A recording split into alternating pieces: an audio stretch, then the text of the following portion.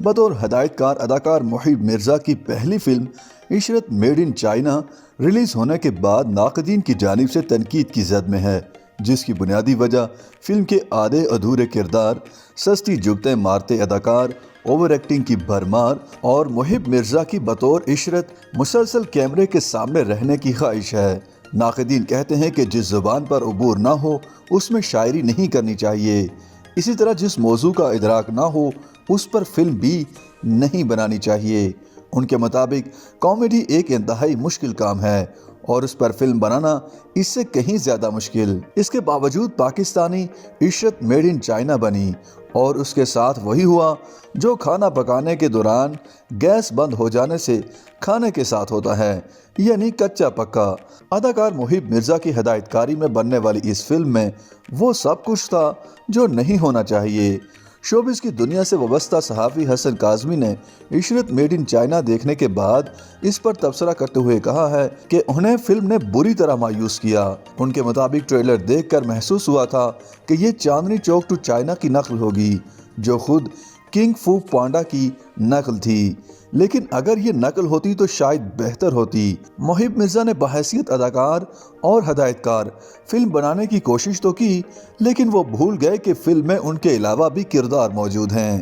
موصوف 75% فلم میں تو خود کیمرے کے سامنے ہیں اور دوسرے کرداروں کو دکھانے پر تیار ہی نہیں۔ انہوں نے یہ فلم بطور ہدایت کار تیار کی ہے، لیکن خدا جانے جب وہ 75% فلم میں خود کیمرے کے سامنے موجود تھے تو ایسے میں کیمرے کے پیچھے سے ہدایات کون دیتا رہا۔ فلم میں ہیرو کا کردار محب مرزا نے بطور عشرت نبھایا ہے، جبکہ اداکارہ صنم سعید نے بطور اختر ہیروئن کا کردار ادا کیا ہے۔ فلم دیکھنے والوں کے ذہن میں سب سے بڑا سوال یہ ہے کہ ہیرو کا نام زنانہ یعنی عشرت اور ہیروئن کا نام مردانہ یعنی اختر کیوں رکھا گیا۔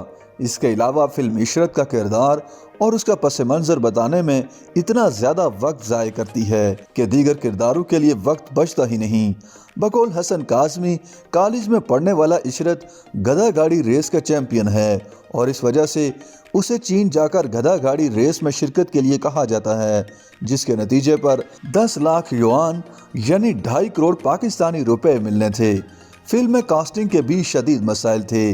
جب حقیقی زندگی میں طلاق یافتہ محب مرزا اور صنم سعید کی عمر کے اداکار کالج میں زیر تعلیم لڑکے لڑکی کا کردار ادا کریں گے تو دیکھنے والوں کا کیا حال ہوگا۔ مزے کی بات یہ ہے کہ چین میں سب کردار اردو بول رہے ہیں۔ اگر اداکاری کی بات کریں تو محب مرزا جن پر سے پوری فلم میں کیمرہ مشکل سے ہی ہٹا تھا، دیکھنے والوں کو متاثر کرنے میں بری طرح ناکام رہے۔ ان کا بار بار چوتھی دیوار توڑنا مزاحیہ نہیں بلکہ کچھ دیر کے بعد المیہ محسوس ہونے لگتا ہے۔ فلم دیکھنے والوں نے یہ بات بھی نوٹ کی کہ ہیرو چاہے صبح سو کر اٹھا ہو یا جنگل میں پوری رات گزار کر جاگا ہو، موصوف نے دبا کر شیو کی ہوئی ہے اور بال ذرا بھی نہیں بکھرے۔ فلم کا ہیرو کالج میں پڑھنے والا لڑکا ہے جس پر درجنوں لڑکیاں مرتی ہیں اور اس کا کمال ہے گدھا گاڑی کی دوڑ، لیکن اگر اس بات کو ہضم کر بھی لیا جائے تو بھی فلم ہضم نہیں ہوتی۔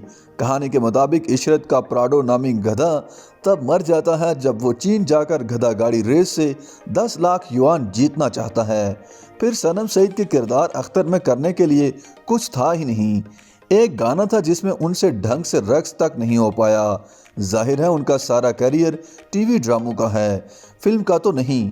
اسی طرح فلم میں اداکارہ سارہ لورین کے پاس بھی ایک گانے اور چند مناظر کے علاوہ کچھ کرنے کو نہیں، مگر سارہ سے کسی کو اداکاری کی توقع ہوتی بھی نہیں ہے۔ انہوں نے چند مناظر میں خوبصورت نظر آنے کی کوشش ضرور کی ہے، لیکن جو لوگ ان کا اصل چہرہ دیکھ چکے ہیں انہیں ماموں بنانا مشکل ہے۔ البتہ اداکار شمون عباسی نے اس فلم میں اچھا کردار ادا کیا ہے۔ وہ لمبے عرصے کے بعد اسکرین پر مثبت کردار میں تھے، لیکن ان کے کردار کا تاثر بھی پنجابی میں بولا گیا ایک فقرہ ختم کر دیتا ہے۔ حسن شہریار یاسین نے بطور ویلن نہ تو کچھ کرنے کی کوشش کی اور نہ ہی ان سے کچھ ہو سکا۔ ویلن کو فلم میں کافی مار پڑی، مگر مجال ہے کہ اس کا چہرہ رتی بھر بھی بگڑا ہو۔ فلم میں مانی، علی کاظمی اور مصطفیٰ چودھری بھی شامل تھے۔ یہ تینوں پاکستان میں بھی تھے اور ان کے ہم شکل چین میں بھی موجود تھے۔ اب یہ لوگ فلم میں کیوں تھے یہ کسی کو نہیں معلوم۔ چند سینز کے علاوہ فلم میں ان کا کوئی کام نہیں تھا۔ لگتا ہے کہ ان کا کام ایڈیٹنگ میں کاٹا گیا، ورنہ اتنے کم سینز کے لیے یہ لوگ فلم سائن ہی نہیں کرتے۔ بقول حسن قاسمی، فلم کا کلائمیکس بھی ایک نرالے انداز میں تھا۔ اگر آپ نے بین ہر دیکھی ہے تو گھوڑوں کو گدھوں سے بدل دیں اور سیٹ کی تمام چیزیں لالو کھیت سے خرید لیں۔ YouTube پر گوگلی انٹرٹینمنٹ دیکھنے کے لیے youtube.com کی سرچ بار میں گوگلی انٹرٹینمنٹ ٹائپ کریں۔ گوگلی انٹرٹینمنٹ کے پیج پر سرخ رنگ کے سبسکرپشن والے بٹن پر کلک کرنا نہ بھولیے۔ YouTube پیج پر اپلوڈ ہونے والی ویڈیوز سے باخبر رہنے کے لیے بیل آئیکن پر کلک کیجیے۔ آپ کو ہر نئی ویڈیو کے بارے میں نوٹیفیکیشن موصول ہو جائے گا۔